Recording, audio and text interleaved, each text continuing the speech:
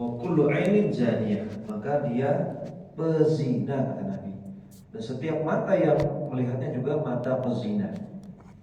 Hadis riwayat Abu Dawud dan ini dihasankan oleh Syekh Albani.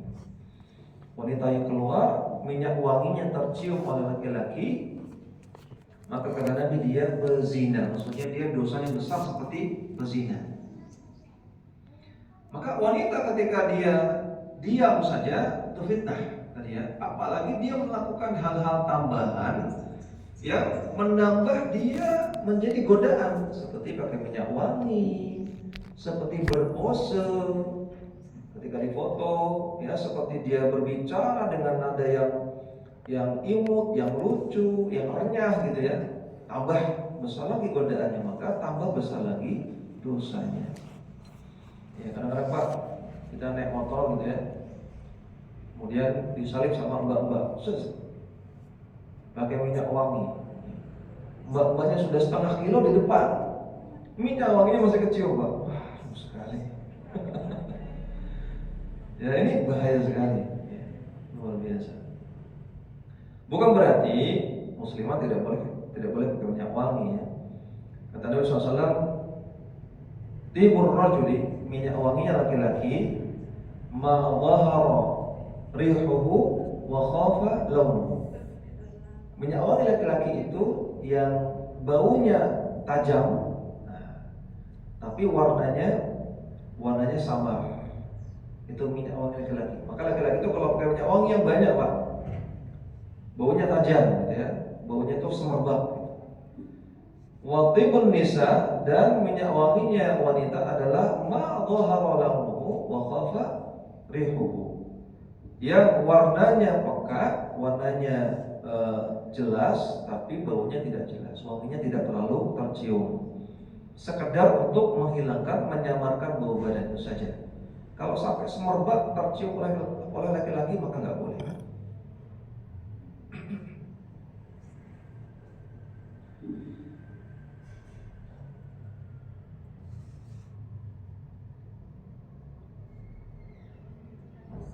Nah ini beberapa foto yang tidak diperbolehkan.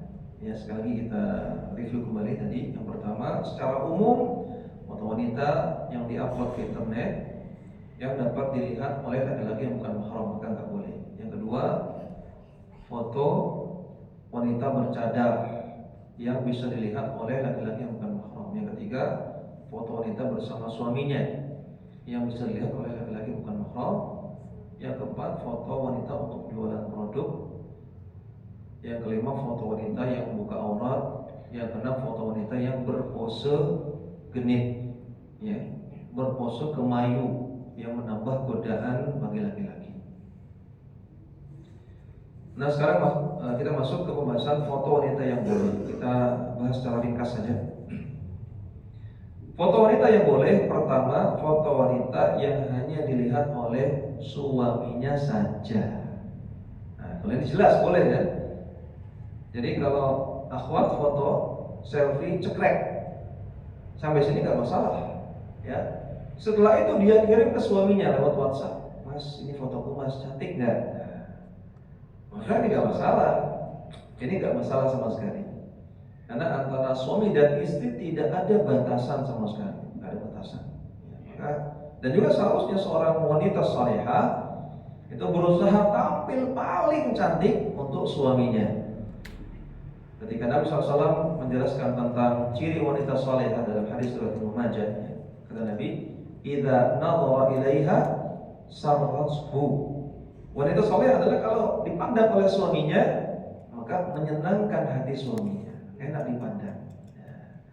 Maka berusaha di luaran wanita itu casual itu biasa aja. Nah, tapi di rumah maksimal gitu ya. Pakai skincare, pakai minyak wangi, pakai apa, baju yang bagus, yang cantik di rumah. Jangan terbalik. Ya, keluar rumah maksimal. Ya, pakai lip pennya, pakai bedaknya, pakai sunscreennya, pakai apa semua dipakai. Pakai minyak wangi cantik, gelangnya kanan kiri, cincinnya 5 jari, macam-macamnya. Di rumah biasa saja, atau bahkan di rumah malah kusut kumel, nggak mandi 3 hari gitu ya. Nah, ini nggak benar ya, itu bukan wanita solehah. Nah, jadi foto wanita yang dilihat oleh suaminya saja nggak masalah. Kemudian yang kedua, foto wanita yang hanya dilihat oleh mahramnya. Mahram itu orang-orang yang diharapkan untuk dinikahi. Dilihat oleh bapaknya, dilihat oleh kakak laki-lakinya, adik laki-lakinya, oleh pamannya, ya, atau oleh mahram-mahram perempuannya, oleh ibunya, bibinya, adik perempuannya, oleh anak-anaknya, maka ini nggak masalah.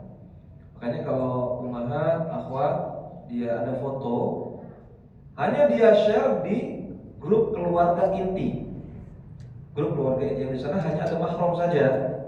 Ya, ada bapak, ada adik kakak kandung, ada paman, ada anak-anak gitu ya, ada simbah, maka itu tidak masalah, silakan, tidak masalah.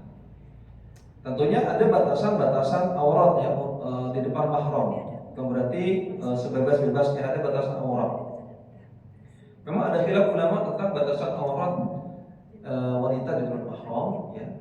Namun pendapat yang rajih, batasan aurat wanita di depan mahram adalah semua ditutup kecuali leher ke atas.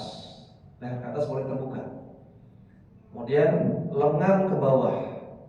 Lengan atas ke bawah sampai jari boleh kelihatan. Kemudian lutut lutut ke bawah boleh kelihatan. Ini 3 area ya. Leher ke atas boleh kelihatan depan mahram. Lengan atas ke bawah sampai jari boleh kelihatan. Kemudian lutut sampai kaki, sampai jari kaki boleh kelihatan depan mahram. Adapun dada, punggung, perut tidak boleh kelihatan di depan mahram.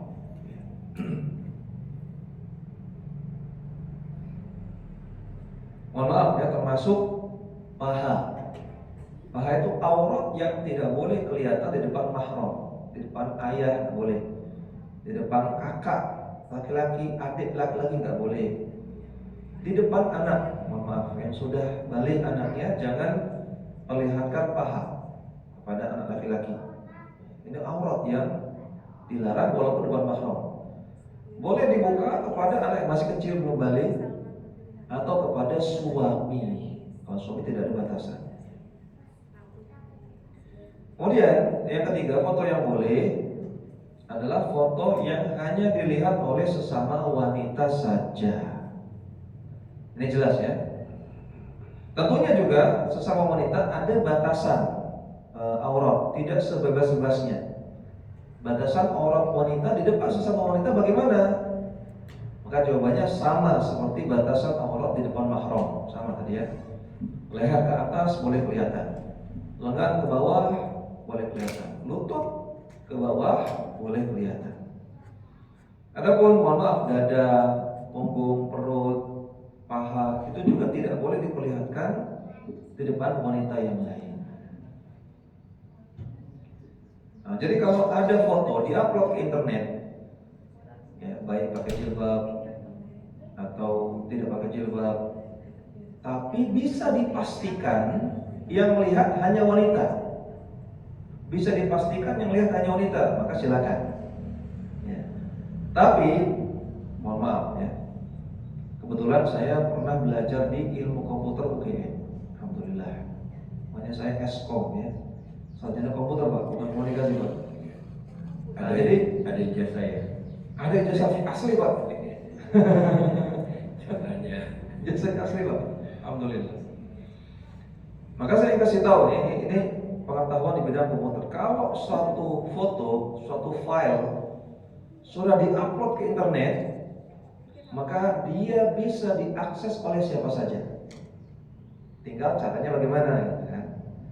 Jadi walaupun para ummahat mungkin punya akun Facebook misalnya, kemudian upload foto ke Facebook, kemudian temannya akhwat semua,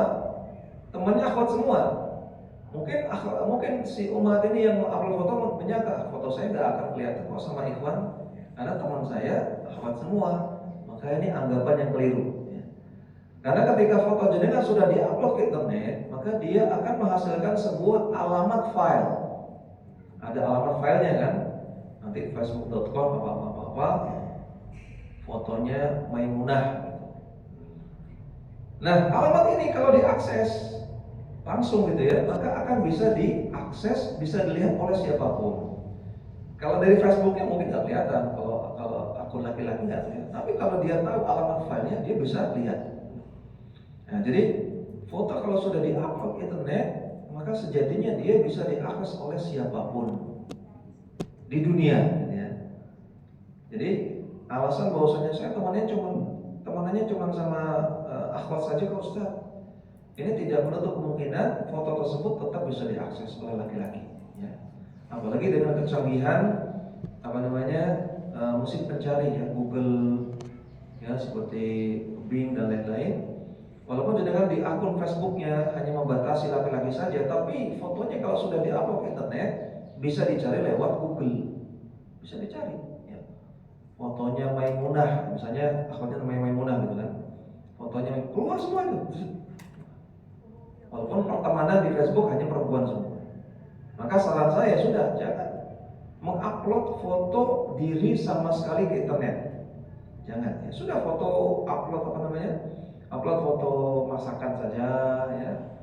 Upload fotonya nasihat-nasihat para ustadz, ya, gambar-gambar dakwah, ya, upload foto pondok, pesantren sunnah ya, supaya orang-orang tertarik dan lain-lain. Gak perlu upload foto diri sama sekali.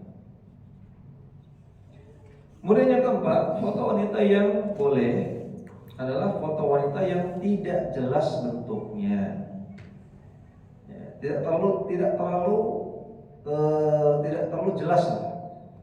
Bisa dengan cara di blur gambar akhwatnya, di blur ya, bisa dengan cara di acak-acak sedikit gitu ya, atau difoto dari jauh ya, atau dikasih warna lain atau cara yang lain ya, atau ditutup dengan gambar lain si akhwatnya ini.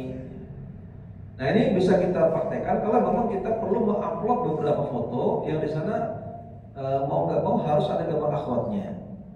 Ya, misalnya foto kegiatan gitu ya, foto kegiatan market day di sekolah, dokumentasi sekolah kami mengadakan market day. Ya, ini dokumentasinya. Mau nggak mau di sana ada foto ummahat lagi belanja. Nah, maka kita buramkan, kita tutup dengan gambar bunga gitu ya, supaya foto ummahatnya, foto akhwatnya nggak kelihatan, tidak menjadi godaan, tidak menjadi fitnah. Atau di fotonya dari jauh supaya kecil, nggak kelihatan dia.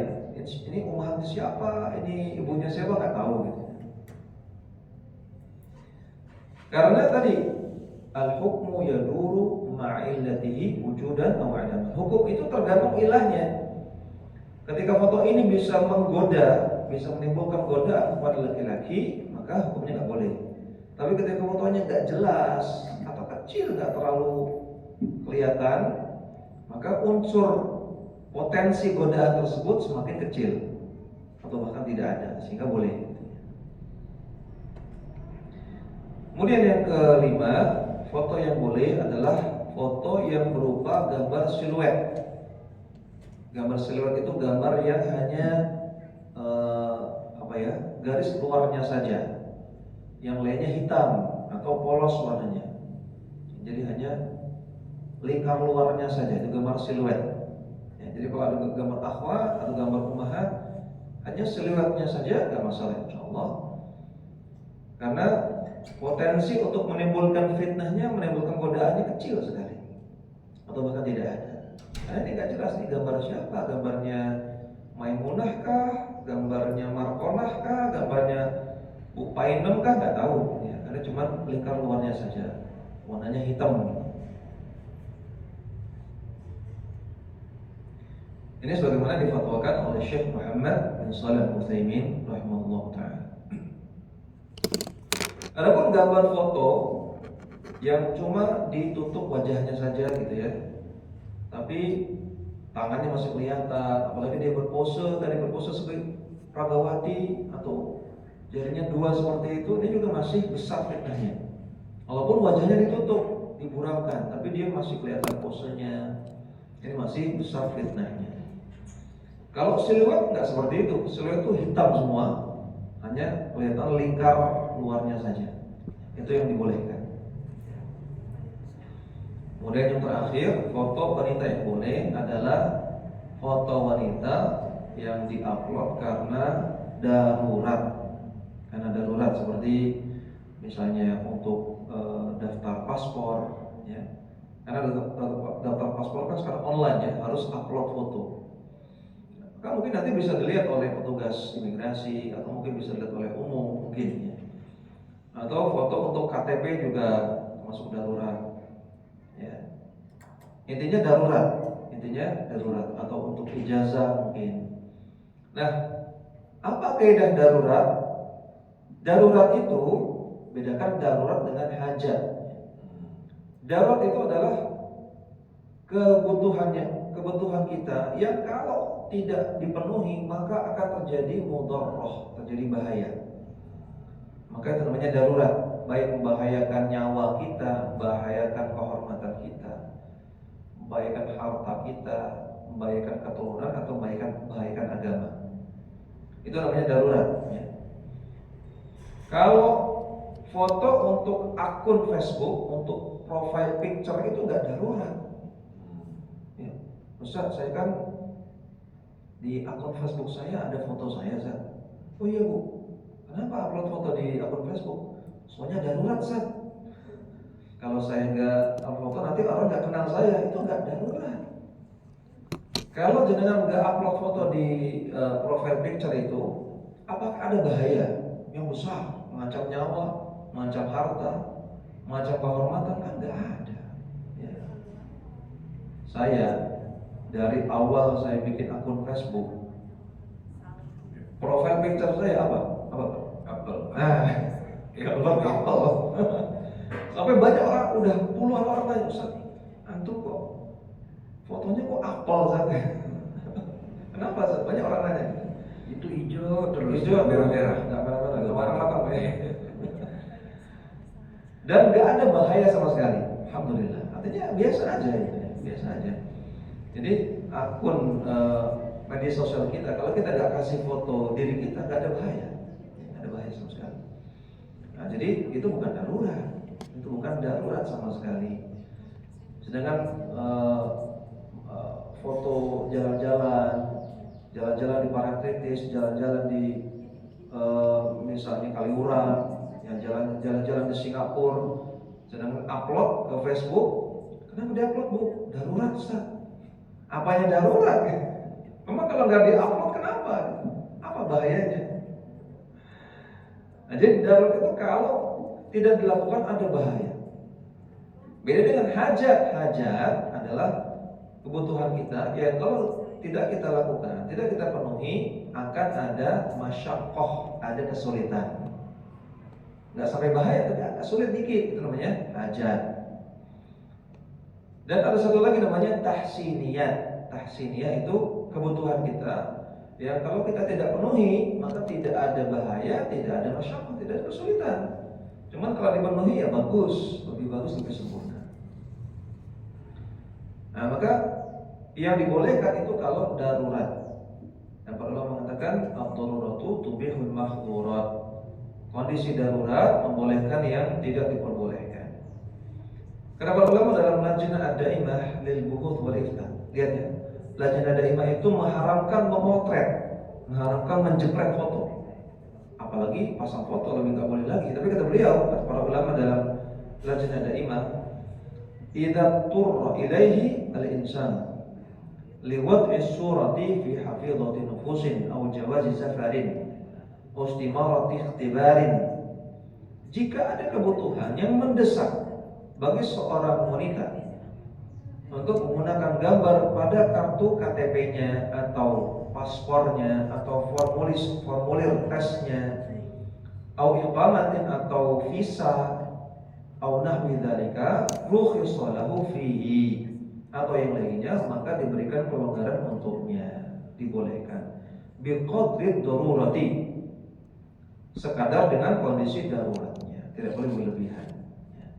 Jadi kalau darurat maka digunakannya foto-foto wanita itu itu dibolehkan.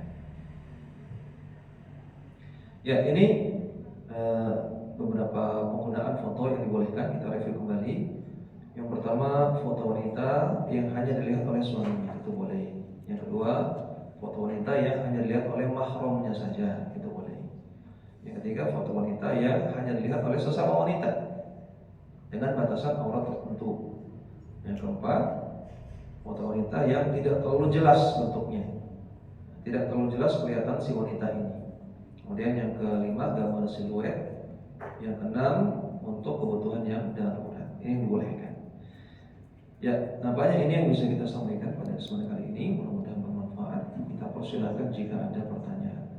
Baik, jazakallahu khair. Terima kasih banyak Ustaz atas nasihat-nasihat yang telah diberikan. Sudah banyak pertanyaan yang masuk, tapi waktu kita memang